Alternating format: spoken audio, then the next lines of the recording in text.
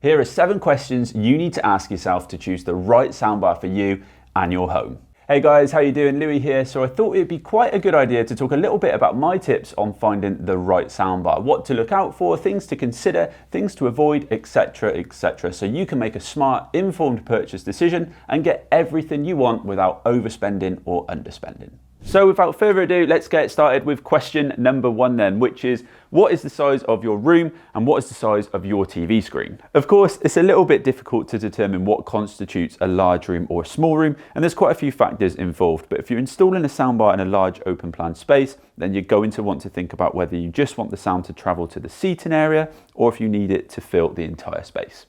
So if you're after a soundbar that's literally just going to fill your seating area, then of course you're probably going to want to go for something a little bit smaller. But if you're after something that's really going to flood your whole room full of sound, then you're going to want something a little bit bigger, a little bit wider, and of course a little bit more expensive. Now, people do get in touch with us all the time with their specific room sizes, wondering what soundbar they should go for, but that can be a little bit restrictive. So instead, we prefer to go off your TV screen size. Now, TV screen size plays quite an important role because ideally, to give you the best looking aesthetic, you want to keep the soundbar the same width of the TV or smaller. At the other end of the scale, you don't want a TV that's massive and then a teeny tiny soundbar beneath it, because that will also look out of place and sound most likely won't complement your setup. Ideally, you want the soundbar to be just short of the TV if possible. So if we take the example of the Sonos Beam that we've got here and the Sonos Arc, we generally say that the Beam is best used for TVs 55 inches and under, and the Arc for any TVs larger than that. But that is just a rule of thumb, that is not the law, as you can see in this example here. So this TV is actually 65 inch, but the way in which the legs are designed, we can't fit the Arc under it, which is why we've got the Beam. Now, another thing you'll need to consider is whether your TV is wall mounted or not, because of course you'll then need to check whether your soundbar can or can't be. Now, most can, but some can't. So question number 2, how are you going to be connecting the soundbar to the TV? Is it via optical, is it via HDMI ARC, or is it via HDMI eARC? Now, the first thing you need to do here is check what connections or ports your TV has and match this to the capabilities of the soundbar itself. So if the TV was purchased in the last couple of years or so, then chances are it will have a HDMI eARC port, which in this case is the best scenario because it will definitely be able to pass Dolby Atmos in its true glory. And Dolby Atmos, just in case you're not aware, is a great to have because this is the latest form of audio codec, which is what most directors are using at the moment, and basically means that the audio is object-based. So individual parts of the audio can be passed through its respective speaker, allowing for more immersion in what you're watching.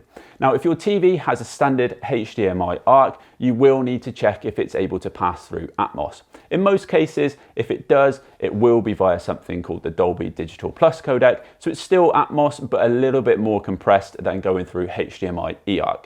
Now, HDMI ARC has been around since 2009-ish, so chances are your TV will have this, but you will need to check if it's capable of passing through Atmos by looking at the TV audio spec. Now, if your TV is quite ancient and you have maybe an old plasma which is still going strong, then chances are it will have a maximum of a HDMI or optical port, also known as digital audio output.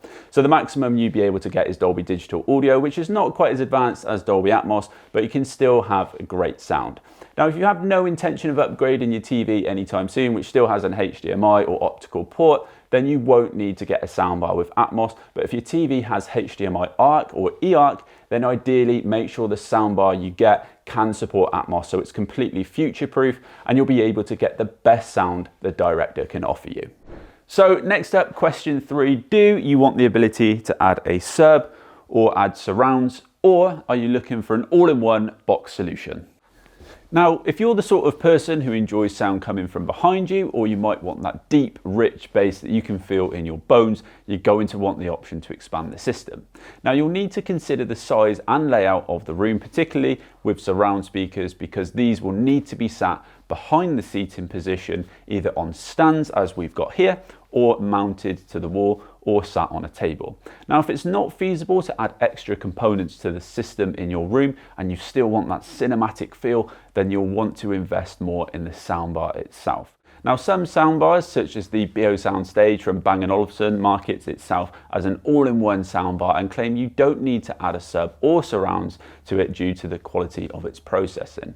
Now, in most cases though, having a separate sub and surrounds can outperform what any soundbar can do due to the size of the drivers in the separate components. Therefore, you'll want to look for options where you can add to the soundbar over time, such as B&W, Sony, Bose and Sonos. Okay, so the next thing to look for in a soundbar ties in a little bit about what I said in point 2 about Dolby Atmos. So question 4 is, what other codecs does the soundbar support? Now, every movie or bit of content is filmed using a particular audio track, whether that's Dolby Atmos, Dolby Digital, DTS, 2-channel stereo, etc, etc, with Dolby Atmos being the norm for more recent movies. Now, you might already know that you want the soundbar to support Atmos, which is fine, but ask yourself what sort of content you'll primarily be watching. If you're really into your new box office releases or sport, then you'll definitely want Atmos. If you watch a lot of older films and TV shows or the news and you don't really watch a lot of newer movies, then you might not necessarily need Atmos, which will help to bring the budget down. Now, the other thing I'd say is about DTS. Now, DTS is an audio track that is very prevalent in DVDs and Blu-rays. Now and again, more recent Blu-rays are going to be mainly Atmos, but if you have a large DVD or Blu-ray collection, then chances are they'll be heavily Dolby Digital Plus, or DTS. And these are all great to have in a soundbar because it means your soundbar will be able to process them in their true glory without needing to convert it down to 2-channel stereo, which would sound flat. Now, on that point, if you decide you definitely want Atmos, also look at how many channels the soundbar supports and whether it has any dedicated Atmos drivers, which are normally upwards firing or sideways firing, so it can fire the sound above your head or to the side of you. Now, having dedicated drivers that can process the height channels make a huge difference, so I'd recommend checking the diagrams of the internals of the soundbar so you can see how many drivers there are in total. Now, some soundbars unfortunately are wide but have a whole lot of nothing in between. If you opt for a soundbar that doesn't have dedicated Atmos drivers, the chances are if it does support Atmos, it will be simulated using its processor, which will still be more immersive than non-Atmos, but it won't give you the same experience as upwards firing drivers. So just something to be aware of. Question 5 is all about ecosystems. Does this soundbar lock me into a particular ecosystem? If yes, is it one I'm happy with? Examples of being locked in include, how do you play music or movies out of it? Is there a dedicated app? Are we talking Bluetooth, Wi-Fi, Spotify Connect? Are these features only exclusive to Apple devices? As you can see in front of me, I've grabbed a few Sonos products. So we've got the compact Sonos Beam here, and then we've got one of their wireless speakers, the Sonos One, and a portable speaker being the Sonos Roam. And this is a really good example of an ecosystem. So all of these can be controlled in the Sonos app, stream from a variety of services, and can be grouped to play the same thing. But only the Roam offers Bluetooth. So you do need to do your research in cases like this to make sure you like the soundbar's ecosystem. And this is the same with Bose and other brands. My penultimate question, question 6, is, does the soundbar offer you any extra value in the form of special features? So I'm talking about whether you can adjust the EQ, for instance, which is a big one. Does it come with an extra remote, or do you just pair your existing remote? Can you custom tune the soundbar for your room? So we've seen brands like Sonos and Bose do this on their soundbars, but in slightly different ways. Now, I wouldn't underestimate the advantage of being able to custom tune the soundbar to the room, because the way your room is laid out and how large it is one of the most significant factors in the sound that you hear. Some soundbars also have special night mode features where you can dumb down the quite impactful sounds so you don't wake up anyone in your home when you're watching late at night, or a vocal enhancement feature of some kind where it can bring the vocals to the forefront, so if you're watching dialogue heavy content, you don't have to turn up the volume to compensate. Final question, number 7, is, what is your budget? Now, we've saved this until the end, as I'd always recommend understanding your needs from a soundbar before going in with a budget, especially as you might also need to factor in sub and rears. Now, unfortunately, some people have unrealistic budgets for what they want from a soundbar on both ends of the scale. So if you want to do it fully uncompressed, Dolby Atmos with upward firing drivers, sound amazing without a sub, provide exceptional detail, have a fantastic ecosystem, and your budget is 400 quid, you might struggle. On the other hand, if you only want a soundbar to enhance the dialogue and make your TV clearer to hear, you don't need to be spending $1,000.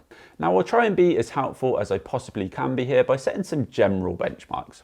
So generally, if you want a decent sounding soundbar that can handle the more recent codecs like Atmos very well, I would start at around the £250 mark at a minimum. If you're after something better than average and you appreciate your film sounding really immersive, but you don't need an all guns blazing soundbar that can make your coffee in the morning, I would set the budget at around about £350 and above. And then if you really don't want to be making too many compromises and you want to bring the cinema to you, then you really need to be setting the budget at least around about the £700 mark, or start considering a hi-fi system. I'd also add that as a general guide, if you're purchasing a TV at the same time and it's going to be an amazing OLED TV, for example, to get the best overall experience, you'll want to match the quality of the soundbar with the TV as much as you can. After all, audio makes up 50% of the total immersion of your content, so it's important to get it right. Now do bear in mind what I mentioned earlier is that setting your budget is not all that clear cut, and it's good to have an understanding of your requirements and set your expectations up front before you set a budget. So get in the comments with your favorite tips for choosing the right soundbar, or your recommendations for a soundbar you've had great experience with to help the community out. If you want more specific help, that's what we are here for, so get in touch or get in the comments and ask our tech team. Now let me know if you find this style of video helpful and any others you think would help. Thanks as always for watching, and I'll catch you guys all in the next video.